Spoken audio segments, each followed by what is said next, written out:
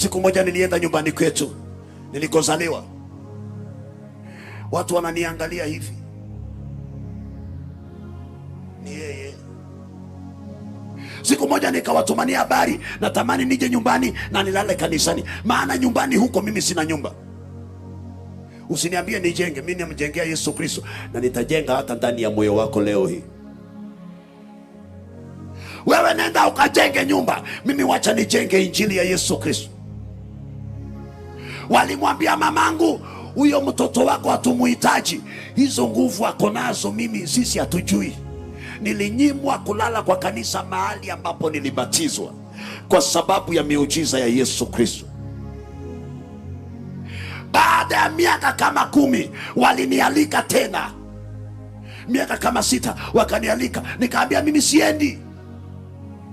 Viongozi wa kisiasa huko wakasema hata kama hauji tunakutarajia. Kwetu ni Highland, ni island, kisiwa. Wakaleta feri ikatengeneza mahali pa feri kuketi, inaitwa nini hiyo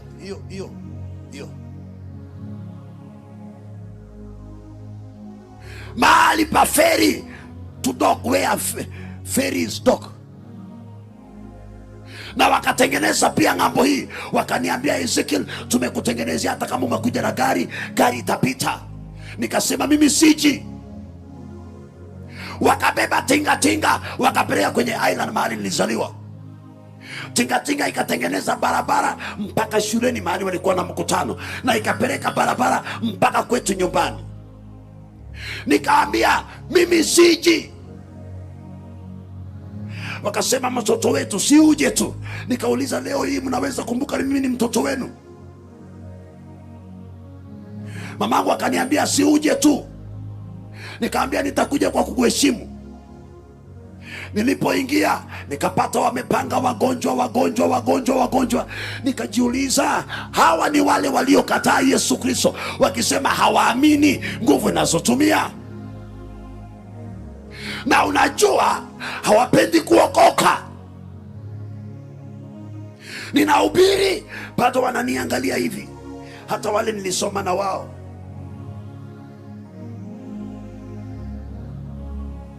Vile umesimama huko unaniangalia, waliniangalia hivi, sababu pastor wake alimuhubiria hiyo nguvu za Mungu ni mapepo. Alikuwa ananiangalia hivi.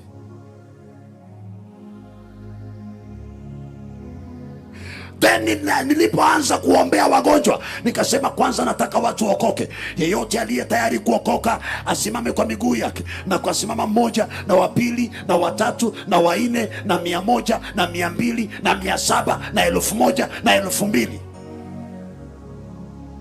Nikasema hawa watu wakiendelea kusimama hivi, ile dini yetu ile itakosa washirika,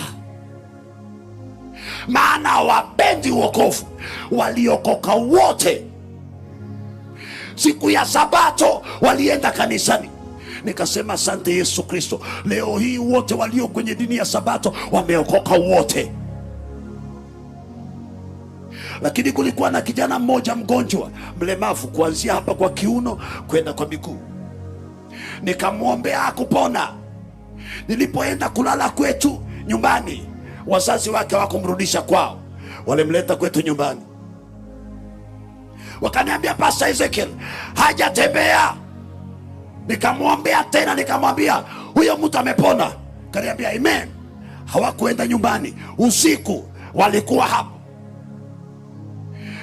Kwa sababu sina nyumba yetu imejaa, compound imejaa, nilalala ndani ya gari hapo nyumbani, na mke wangu analala ndani ya gari. Nikatoka naenda chooni kujisaidia haja ndogo. Nikirudi nakutana na mama wa yule mtoto kwa giza. Pastor Ezekiel, mtoto wangu hajapona. Kaambia mama, umenishtua, ni giza, subiri baadaye. Asubuhi saa 12 ako kwenye dirisha ya gari, Pastor amuka, hajatembea. Nikasema Yesu utanisaidia hapa. Hao watu walikukataa, lakini leo wamekupokea mpaka wananilazimisha kuponya watu. Nikamwombea saa 12. Saa 4 naondoka, yule mama akarudi, bado hajatembea.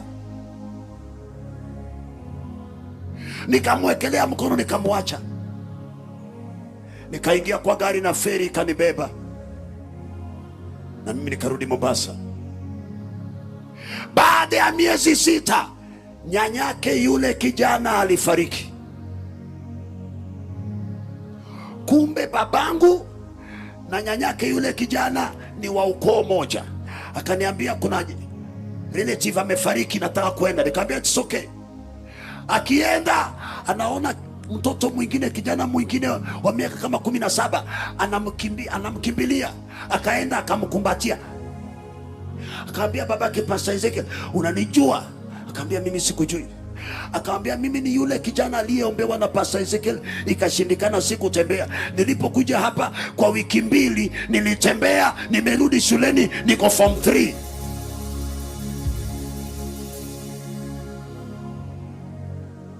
Waliamuka kuchelewa. I tell you the truth, kule nimezaliwa watu wamezikwa wengi.